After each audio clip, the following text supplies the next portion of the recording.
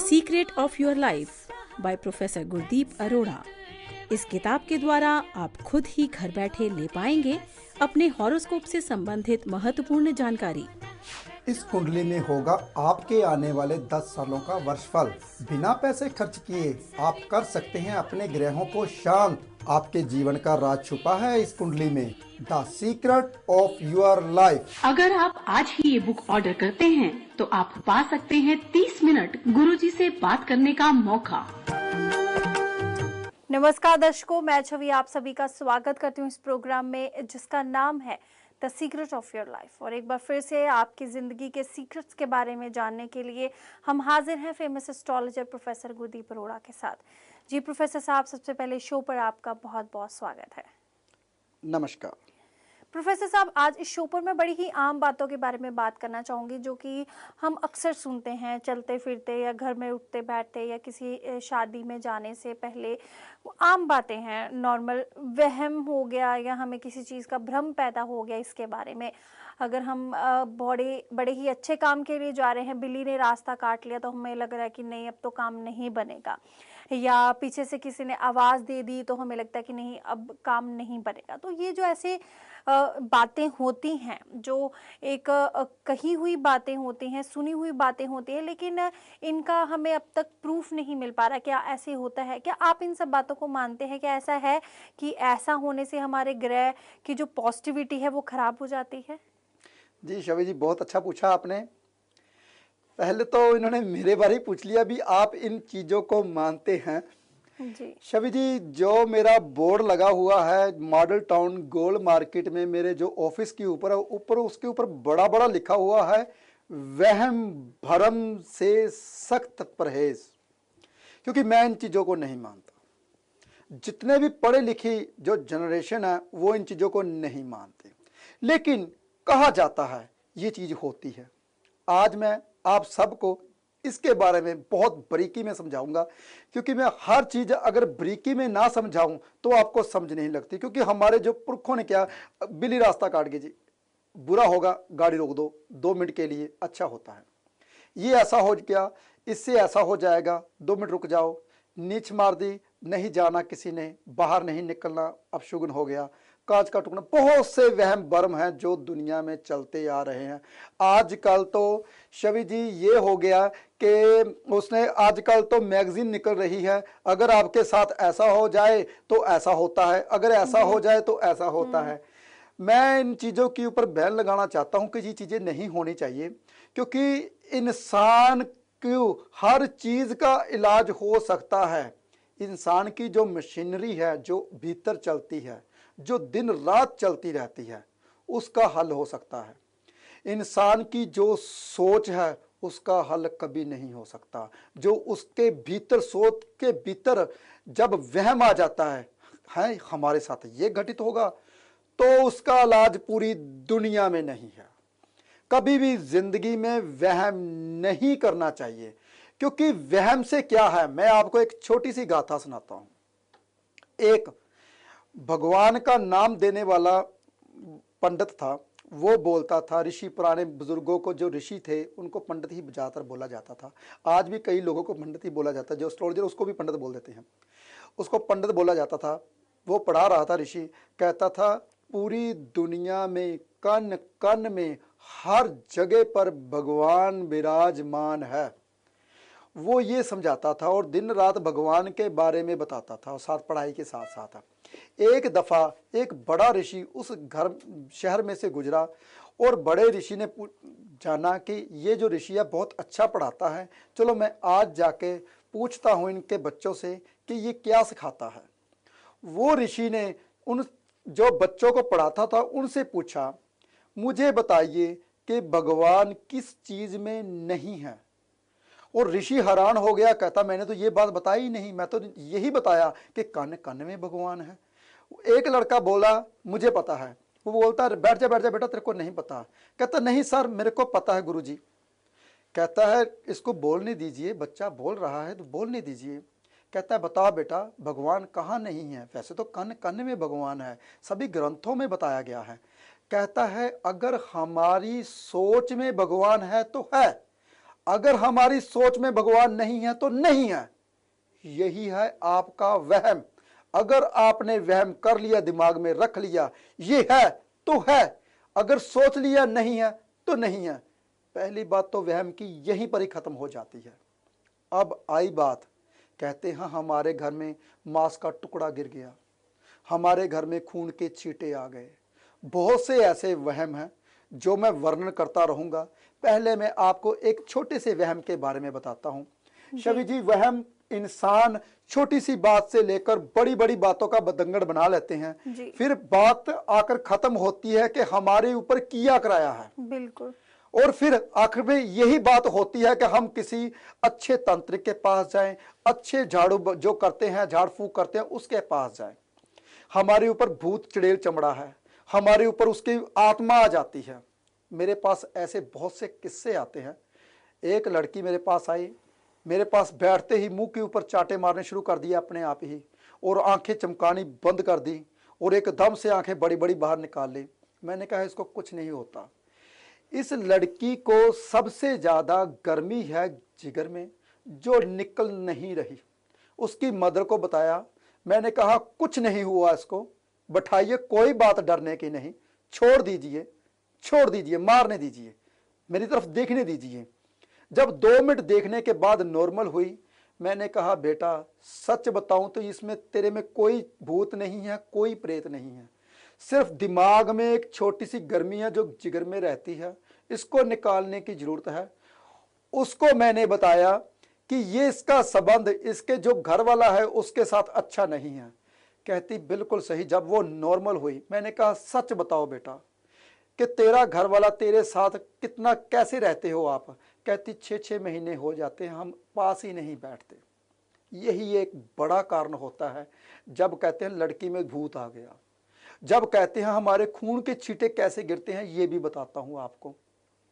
जब कभी पंछी ऊपर से चोट लगती है किसी को, तो वो पंछी ऊपर से गिरता है, फर मारकर चलता है, तो खून के छींटे हो जाते हैं, तो कहते हैं हमारे घर में खून के छींटे आ गए। जब कोई चील मांस का टुकड़ा लेकर चल रही होती है, तो उसके पीछे दूसरी चील लगती है, तो उसका मांस का टुकड़ा नीचे गिर जाता है, तो घर के आगे गिरता है, तो हम कहते हैं हमारे घर के ऊपर किसी ने कुछ कर दिया। हम कभी बारीकी में नहीं जाते कि हमारे ऊपर ऐसा क्यों हुआ। हाँ, ये बात जरूर है, मांस का टुकड़ा आपके घर के आगे इसलिए गिरा, कहीं ना कहीं केतु के ऊपर से चंद्रदेव गुजर रहे थे, कहीं ना कहीं राहु जो है मंगल के ऊपर से और चंद्र के ऊपर से गुजर रहा था। मंगल चंद्र का और राहु का जब योग होता है, खून के छींटे आते हैं, वहम होता है। बहुत से ऐसे योग होते हैं कुंडली में, लेकिन हम सबसे बड़ा कारण वहम, हमारे दिमाग में वहम आ गया, हम पैसा पानी की तरह बहाना शुरू कर दिया और दिमाग यहां पे चलना शुरू हो जाता है, हमारा काम तभी से ही बंद हो गया। ये सब वहम और भ्रम है। ज्यादातर, आज मैं बात करूंगा लेकिन मैं इन बातों के ऊपर वहम नहीं करता, ज्यादातर मुझे ईस्ट के लोग, दिल्ली के लोग ज्यादा बोलते हैं काला जादू कर दिया, ये जादू कर दिया। मैंने कहा भाई कुछ नहीं होता, ये सब चीजें सबको समझाता हूं, लेकिन आजकल पैसे कमाने का तो यही एक चक्कर है ना। लेकिन प्रोफेसर साहब, काले जादू की बात करें या ऐसी तांत्रिक विद्याओं की बात करें, ये तो कहीं ना कहीं होती है ना। शबी जी, ये जब होती थी आज से 2000 साल पहले होती थी जी। आजकल तो किसी को कहते हैं इस विद्या का एक अक्षर तक नहीं पता, इस विद्या का एक अक्षर तक नहीं आज तक किसी को पता। ये हजारों साल की पुरानी विद्या अभी सामने जब लाएंगे तभी तो लोग डरेंगे, तभी तो लोग पैसा देंगे। ऐसी जो बातें बोलता है उससे कोसों दूर रहना चाहिए, उसके नजदीक भी नहीं बैठना चाहिए, क्योंकि वो आपके दिमाग में वहम डालेगा और आपसे पैसे लूटेगा। ये बहुत आसान होता है, जिसके ऊपर कहते हैं काला जादू मेरे ऊपर हो गया, अरे भाई उसके ऊपर ही जो वो यकीन करता है जिसका चंद्र पीड़ित तो होता है, वही यकीन करता है जिसको चंद्र को राहु देख रहा होता है, वही यकीन करता है जिसको चंद्र को केतु और शनि बैठा हो देख रहा हो। ऐसे ऐसे योग होते हैं कुंडली में जब कभी ऐसा घटित होता है, लेकिन हम कहते हैं हमारे ऊपर कर दिया। ये सब वहम भ्रम होते हैं, 2000 साल पहले की बातें। अब कहां, अरे भाई, पहले क्या करते थे, पहली विद्या क्या होती थी, पहले क्या जाते थे, कहाँ जाते थे, पैदल पैदल चलते थे, घोड़सवार हुआ करते थे, क्या हुआ करता था, वो सारी बातें अब खत्म हो चुकी हैं। इसलिए अब हम वही बातें इस लेके आएंगे तो हम कहते हैं हमारे साथ तो ऐसा हो गया जी। तो प्रोफेसर साहब, जैसे कि हमारे ग्रहों की वजह से भी क्या हमारी मानसिक स्थिति ऐसी बन जाती है? क्या हमारे ग्रह ऐसे हमें इन्फ्लुएंस करते हैं मानसिक स्थिति में होने के लिए? शबी जी, ग्रह ही होते हैं। जब इंसान का उसके ऊपर विश्वास आ जाता है कि मेरे ऊपर किसी ने कुछ कर दिया, मेरे ऊपर ये हो गया। पहले जो हमारे गुरुजन हुआ करते थे, उनका सिखाने का तरीका ही अलग होता था। मैं आपको एक छोटी सी कहानी और सुनाता हूँ। एक तलवारबाज था, उसने तलवार की हर तरह की विद्या सीख ली, लेकिन फिर भी वो हार जाता था जब वो कहीं जाता था। तो उनको बताया गया कि हांगकांग में एक ऐसा तलवारबाज है जिसको भी वो सिखाता है, पहली बात तो वो किसी को सिखाता नहीं है, जिसको भी वो सिखाता है वो पूरी दुनिया में तलवारबाज में अव्वल आता है। उसका कोई भी आज तक उसको दुनिया में कोई नहीं हरा सका। वो सीखने चला गया उसके पास, वो बोलता है तेरे को खाना बनाना आता है? कहता है जी नहीं। कहता है पहले मेरा खाना बना के दिखा। फिर कहता है तेरे को दूध इकट्ठा करना आता है? गऊ के नीचे बैठिए और दूध चोइए और उसको निकाल के दीजिए। फिर बोलता है ये आपको झाड़ू पोछा लगाना आता है? पहले कीजिए। वो जब झाड़ू पोछा लगाता था पीछे आके एक लाठी मार देता था, कहते हैं निक्की सी छोटी सी लाठी उसके पीछे लगा देता था। वो बोलते क्यों मार रहे हैं? कहते तू ध्यान कर, मैं कभी भी तेरे को मार सकता हूँ। वो जब सोने लगता था, आंख लगती ही थी, तब वो मार देता था। वो बोलता था क्यों अब गुरुजी क्यों मारा? कहते ध्यान तुमने करना है, मैंने तो। कहते गुरुजी कब तलवार चलानी सिखाओगे? पहले पहले कहता है पहले तू ध्यान कर, मैं कब तेरे को मारता हूँ। जब वो खाना पकाने लगता था उसको एक लाठी और मार देता था। वो कहता अभी मैं क्या किया? कहता तू ध्यान कर, मैं तेरे को मारूंगा, कभी भी मार सकता हूँ। वो फिर धीरे धीरे इतना ध्यान में हो गया मगन कि जब वो उसका गुरु मारने के लिए उठता था तब भी वो बोलता गुरुजी बैठे रहिए, मैं जागता हूं, मेरा ध्यान है आपकी तरफ। जब वो गुरु उसका 4 बजे उठता था, मारने की कोशिश करता ही था, तब वो बोलता गुरुजी मैं जाग रहा हूं, मेरा ध्यान है, आप मेरी तरफ आ रहे हैं। फिर आगे उसका ध्यान कैसे बढ़ा? जब उसका गुरु सोचता था मन में कि वो मैं इसको अब मारता हूं, तो वो उसको पहले से बोलता था गुरुजी सोचिए मत, मुझे पता है आप मेरे बारे में सोच रहे हो। गुरु उसका बोलता है अब तेरे को तलवार चलाने सिखाने की जरूरत नहीं, अब तेरे को तलवार चलानी आ गई, क्योंकि अब दूसरे का मन पड़ना आ गया। कैसे भी वो किधर मारेगा आपको, अब तेरे को दुनिया का कोई इंसान हरा नहीं सकेगा। ऐसे थे पहले हमारे गुरुजन, तलवार हाथ में पकड़ाई भी नहीं और सिखा भी दी। पहले की विद्या आजकल ना तो वो गुरु रहे हैं और ना ही वो जो काला जादू रहा है और ना ही वो किया कराया रहा है, लेकिन हम उसकी बातें जरूर करते हैं कि हाँ काला जादू है, हमारे ऊपर किसी ने कुछ कर दिया। अरे भाई वो बातें खत्म हो चुकी हैं। आज से जैसे ही हमारे ऋषि मुनि खत्म हुए वो बातें साथ में ही लेकर मर गए, आज तक वो घटित नहीं होती। हाँ, अधूरे पन्ने 2-4 जो लोगों के हाथ लगे वो लोगों को गलत रास्ता दिखा रहे हैं और लोगों को पढ़ा रहे हैं। जैसे कि मैंने सभी एपिसोड में बताता हूं, आप क्या हो? ब्रह्मा के अंश, ब्राह्मण हो। हर इंसान ब्रह्मा का अंश, ब्रह्म वेद पढ़ता है, उसके अंदर ब्रह्मा के अंश होते हैं, वो खुद ही ब्राह्मण होता है, खुद ही ब्रह्मा होता है। लेकिन हम कहते हैं हम कहाँ, हम तो पापी इंसान हैं। अपने अंदर नेगेटिविटी भर के बैठे हो, पॉजिटिविटी भरिए, तभी सब ना आपको पता चलेगा कि क्या है काला जादू। प्रोफेसर साहब, यहीं पे अगर मैं लाल किताब के टोटकों की बात करूं तो अक्सर बहुत से ऐसे लोग हैं जो पढ़ते होंगे, ऑनलाइन नेट पर भी काफ़ी ऐसी बातें हमें पढ़ने को मिलती हैं लाल किताब के बारे में कि ये उपाय कर लीजिए, ऐसे टोटके कर लीजिए। तो क्या ये टोटके और किया करा ये सब अलग अलग हैं क्या? जो किताबों के टोटके होते हैं, जैसे कि किसी इंसान ने किताब पढ़ी और उनके बीच में से छोटे छोटे पीस निकाल लिए, जैसे कि 5 पन्नों के में एक टोटका निकाल लिया, वो किताब पे लिख दिया ऐसा। लेकिन ये ऐसा हर किसी कुंडली के ऊपर घटित नहीं होता। ये तो वही लाल किताब के टोटकों की बात है। अब आई बात कि वाकई में किए कराया हो तो उसके ऊपर भोजपत्र के ऊपर ये लिखिए अपने खून से, ये बहुत कुछ लिखा होता है। मैंने बहुत सी किताबें पढ़ी हैं, लेकिन ऐसा कुछ नहीं होता। जो भी इंसान कहता है कि ये किए किराए के ऊपर ऐसा हो जाता है, नींबू लीजिए उसके चुराहे में फेंकिए, ये तो खुद का नुकसान तो करते ही हैं लेकिन दूसरों का भी। मैं आपको बताता हूं इसमें क्या होता है।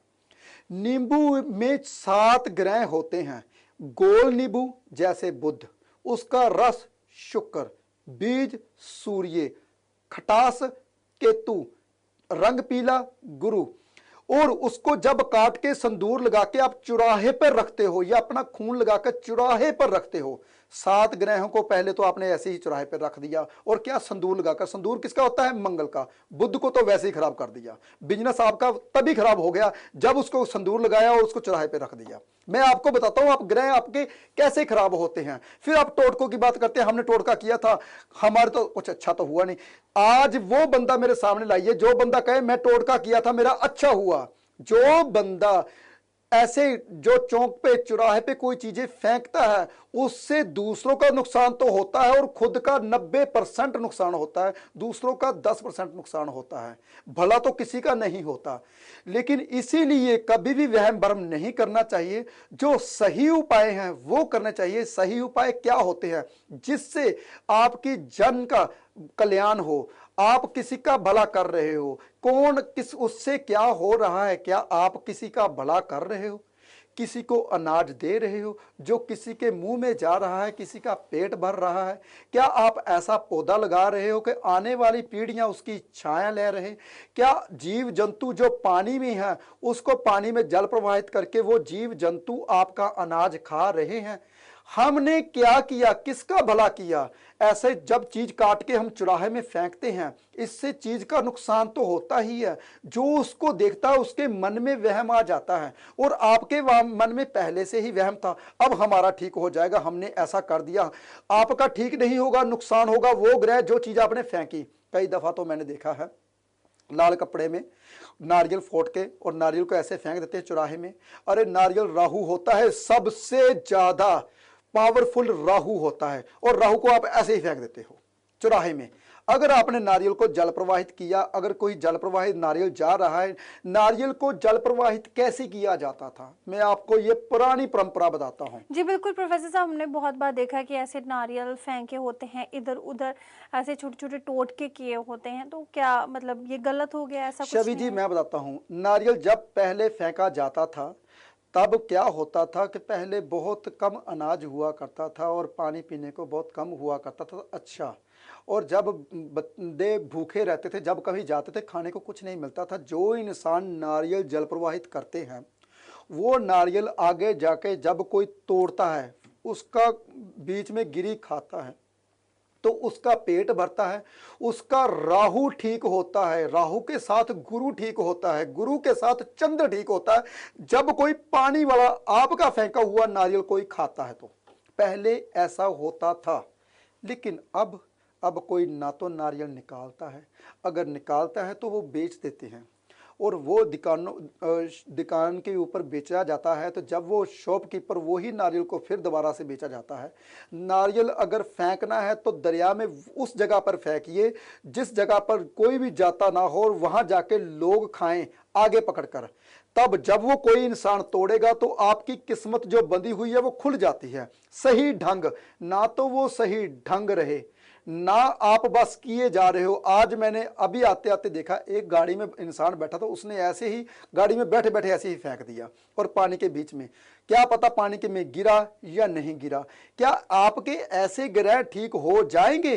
श्रद्धा भावना होनी बहुत जरूरी है। मैं आपको बताता हूं, ये आपने गलत किया या सही किया आप ही देखिए। आप किसी गरीब को रोटी दे रहे हो तो ऐसे मार के दोगे तो गरीब क्या सोचेगा? क्या देगा? आपकी रोटी खाएगा? वो बोलेगा कैसा हंकारी बंदा है। ऐसे ही वो जो जीव जो जंतु पे जो बीच में खा रहे हैं वो भी ऐसे ही बोलेंगे। आपका किया हुआ जल प्रवाहित वो निष्फल हो गया। अगर किसी को रोटी दे रहे हो भाई हाथ जोड़कर प्यार से दीजिए, फिर वो खाएगा। अगर आप जल प्रवाहित करते हो तो प्यार से कीजिए, जो बीच में जीव जंतु हैं फिर वो चीज खाते हैं। जी बिल्कुल, यानी कि इस तरह के काफ़ी तरीके भी हैं जिन्हें हमें शायद सीखने की ज़रूरत है। अगर हम कोई भी ऐसा दान पुण्य करते हैं, टोटकों की बात करें तो बहुत से ऐसे लोग हैं जो कभी ना कभी कुछ ना कुछ ऐसा करना चाहते हैं, लेकिन ऐसा कुछ ना कीजिए जिससे कि प्रकृति को जो है वो ठेस पहुँचे, प्रकृति का नुकसान हो और इससे आपके भी ग्रह जो वो ठीक नहीं होंगे। सो प्रकृति को आप जैसा देते हैं प्रकृति वही आपको वापस लौटा कर देती है। सो अगर प्रकृति को अच्छी चीज़ें देंगे तो वो भी आपको अच्छी ही 10 चीज़ें दे गुना देगी। 10 गुना शवि जी, मैं सबको समझाता हूं कि जो आप प्रकृति को दे रहे हो वो 10 गुना आपको वापस मिलने वाला है। जैसे कि भगवान जो भी चीज बनाता है वो गोल बनाता है। ग्रह, नक्षत्र, चांद, तारे जितने भी हैं सभी गोल शेप में हैं, और आपके जितने भी अंग हैं शरीर के सभी गोल हैं। भगवान कभी तिरछी चीज बनाता ही नहीं, वो गोल इसलिए बनाता है जो आप दे रहे हो वो वापस घूम के आपके पास आने वाला है। अगर अच्छा दोगे तो अच्छा मिलेगा, अगर अच्छा दोगे तो 10 गुना अच्छा मिलेगा, अगर बुरा दे रहे हो तो 10 गुना बुरा मिलेगा। इसलिए आप क्या करते हो, जब भी कभी कुछ उपाय करवाते हो, कोई भी इंसान जो भी उपाय बताता है तो ज्यादातर ये बताया करे जिसका जन कल्याण हो, कि जन का क्या भला कर रहे हो, प्रकृति का क्या अच्छा कर रहे हो। जब हम पानी में कहते हैं, कुछ कुछ इंसान तो ऐसे होते हैं पानी में क्या फेंक रहे हैं, पानी में क्या है। अरे भाई, वहां जो मछलियाँ, जो कछुए, जो जीव जंतु छोटे छोटे जीव हैं, जब वो खाते हैं तो उससे कौन सा ग्रह ठीक होता है। कछुआ खाएगा तो शुक्र ठीक होगा, मछली खाएगी तो राहु ठीक होगा, जो लंबे लंबे सांप की तरह गडोए होते हैं तो वो खाएंगे तो केतु ठीक होगा। कितने जीव हैं पानी के भीतर, जब वो खाएंगे, कहते हैं रेंगने वाले जीवों से ज्यादा पानी के भीतर ज्यादा जी। जीव होते हैं। प्रोफेसर साहब, जैसे जीवों की बात की तो लोगों को काफ़ी शौक होता है अपने घर में ऐसे पालतू चीज़ें पालने का। तो कभी कोई फिश टैंक में कोई टर्टल्स रखते हैं, कोई टोटवाई रखते हैं, कोई फिशेस रखते हैं। क्या अगर घर में भी ये सब चीज़ें रखना सही रहता है? नहीं शवि जी, नहीं रखने चाहिए। मान लीजिए अगर आपको पिंजरे में बंद करके घर में रख लिया जाए सजावट के लिए, क्या अच्छा रहेगा? आपको अपने घर ना जाने दिया, आपके बच्चों के से मिलने ना दिया, तो क्या अच्छा रहेगा? मुझे ये बताइए। चलो बाकी की बात तो छोड़ दीजिए, वो तो मैं बाद में बताऊंगा कौन सा चीज रखने से क्या नुकसान होता है। पहले तो मैं ये बताता हूं कि आपको आपके घर से उठाकर मैं अपने घर में पिंजरे में बंद करके रख लूं, आपको टाइम से रोटी दूं और पानी दूं, बहुत अच्छे से रखूं, क्या ये ठीक रहेगा?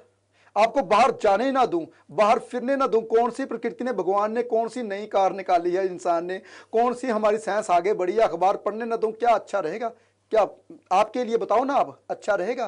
कभी भी अच्छा नहीं होता। जब भी कोई भी जीव जंतु हम घर में रखते हैं, कोई भी जीव जंतु, हाँ अगर रखना चाहते हैं तो आवारा कुत्ता जो बेचारा गलियों में चल रहा है उसको रखिए, ताकि आपका केतु ठीक हो, आपके घर में पुत्र की प्राप्ति हो, जिसके घर में पुत्र नहीं होता। जो आवारा कुत्ते होते हैं, आजकल तो फैशन बन रखा है, बड़े बड़े कुत्ते लाकर 20-20 हजार के, 50-50 हजार के, लाख लाख के कुत्ते लाकर घर में रख लेते हैं शौक के लिए। वो नहीं, जो आवारा कुत्ते जो गाड़ी के नीचे आकर बेचारे मरते हैं, वो कुत्ते। अरे भाई, अगर सेवा करनी चाहते हो तो कितनी गायें हैं जो शहर में रहती हैं, उस गाय को पकड़िए, गौशाला में छोड़ के आइए, उस गौशाला को बोलिए ये इस गाय की मेरी जिम्मेवारी है, इसको जो जो खाएगी वो मैं दूंगा। अगर पुण्य का काम करना चाहते हो तो ये कीजिए, ये नहीं कि जीव जंतु को पकड़ के अपने घर रख लिए तो ग्रह अच्छा करना चाहते हो। जी बिल्कुल, यानी कि ऐसे जीवों को अपने घर में नहीं रखना चाहिए। लेकिन हाँ, ज़रूर ये है कि जो डॉग्स हैं, जो कुत्ते हैं, उनको ज़रूर आप उनकी सेवा कर सकते हैं। अच्छा, लेकिन अगर किसी ने रख भी लिए हैं, जैसे बच्चों को शौक होता है घर में किसी को बिल्ली पालने का या फिश टैंक रखने का, तो उनको क्या करना चाहिए अगर वो ऑलरेडी उनके घर में है? फिश नहीं रखनी चाहिए, सबसे बड़ी बात तो ये है। कभी भी मछली घर में नहीं होनी चाहिए, क्योंकि मछली राहु होती है, राहु ने षड्यंत्र रचाना ही होता है। रही बात बिल्ली की, अगर कोई भी जानवर पालना चाहते हो तो उसको खुला छोड़ दो, वो कहीं भी जाए, खाना खाए, आपके घर आ जाए। अगर उसको बांध लिया तो आपका ग्रह खराब हो गया, वो वाला। कभी भी किसी भी जानवर को नहीं बांधना चाहिए। अगर घर में रखना चाहते हो तो उसको अच्छे ढंग से घर में सिखाइए, वो कहीं भी जाए, घूमे, आपके घर में आके ही खाना खाए, ऐसे रखना चाहिए। अगर आप किसी को रखना चाहते हो तो पहली बात तो ये है कि कभी भी मछली तो नहीं होनी चाहिए। ज्यादातर लोगों के घर में मैंने यही देखा है, फिश टैंक रखे हुए हैं घर में। जी, लेकिन अगर किसी ने रखे हुए हैं तो क्या कोई ऐसा उपाय है जिसकी वजह से उनका राहु भी खराब ना हो और जो उनका शौक है वो भी पूरा होता रहे? आप ये बोलते हैं भाई, मैंने तो बाजार की चीजें खानी है ये, लेकिन ये बताइए मुझे इसका इलाज बता दिए, मेरा पेट खराब ना हो जी। लेकिन ऐसा नहीं, पहली बात तो नहीं करना चाहिए। अगर रख लिया है तो राहु को कौन खराब करता, राहु को कंट्रोल में कौन लाता है? मंगल। और मंगल की चीजें क्या होती हैं? बहुत बड़े बड़े, अरे भाई मूंग की बने बनाए आते हैं, उसका स्टैचू घर में रख लीजिए अगर घर में रखना चाहते हो। और मंगल की बहुत सी चीजें होती हैं। आप किसी भी अच्छे एस्ट्रोलॉजर के पूछिए कि आपका अगर फिश टैंक रखा है और कहाँ पे रखा है, उसको उसकी डायरेक्शन बदल दीजिए, उसके जहाँ पे रखा है उस वहाँ मंगल का कलर कर दीजिए। सबसे आसान उपाय ये है जी। मैं बता दूं कि इनके द्वारा एक बुक भी लिखी जाती है, the secret book of your life, जिसमें आपके 10 सालों का वर्षफल होता है। क्या है बुक की खास बात? प्रोफेसर साहब क्या कहना चाहेंगे? इसको लेने के क्या फायदे हैं? जब भी आप बुक मंगवाते हो तो सबसे बड़ी बात यह है कि इसमें सिर्फ 5 ही उपाय हैं। सबसे बड़ी बात यह है कि इसमें जो पन्ने मैंने लिखे हैं, अगर उस पन्नों को पढ़ लेते हो तो आपकी लाइफ में कुछ ऐसा रह ही नहीं जाता कि जो आपको करना हो तो आपका नुकसान हो। सबसे बड़ी बात तो ये है कि वो किताब के जो 2 पन्ने 3 पन्ने आप पढ़ लोगे तो आपको जीने का पता चल जाएगा कि मेरे को क्या जीना चाहिए और क्या करने से हमारे कौन से ग्रह खराब होते हैं। ये पहली। और दूसरी बड़ी बात यह है कि 10 साल के लिए आप पंडित घर के ही बन गए, क्योंकि 10 साल का वर्षफल बनाया है मैंने। और 10 साल का जो वर्षफल है वो जो ग्रह आपके खराब है वो हर साल के ऊपर टिक मार मारी है मैंने। जो भी आपके साल के उपाय बनते हैं वो 5 उपाय कीजिए, फिर देखिए 10 साल आपको कोई भी परेशानी का सामना नहीं करना पड़ेगा। जब आपके लिए बहुत ज़्यादा ग्रह खराब है वो उस साल का वो मैं स्पेशल हदायत देता हूँ, ये साल आपका बहुत ज़्यादा खराब है, इसमें आप 5 उपायों के साथ साथ ये भी उपाय कीजिए। प्रोफेसर साहब, आप और दर्शकों को क्या मैसेज देना चाहेंगे आज वहम भ्रम के बारे में? कभी भी वहम भ्रम नहीं करना चाहिए। पूरी दुनिया में हर चीज़ का इलाज है, लेकिन वहम का कोई इलाज नहीं है। आज ही भाई एक छोटा सा उपाय कीजिए, उपाय ही समझिए। जैसा कि मन में सोचिए भी मैंने ये काम करना है, देखिए 1 हफ्ते के, 1 महीने के और 1 दिन में वो काम आपका होगा। आप अभी से सोचिए, अरे भाई वो उपाय वो काम तो मेरा कभी नहीं होगा, क्योंकि मेरे मन में ये चीज़ मेरे से हो गई थी, तो वो काम कभी नहीं होगा। मन में वहम, और मन में वहम तभी आता है जब आपका चंद्र कमजोर है। चंद्र है माँ के पाँव को हाथ लगाइए और आशीर्वाद रोज लीजिए और चंद्र स्ट्रांग हो जाएगा। और दूसरा चंद्र है हमारा भोले शंकर जी।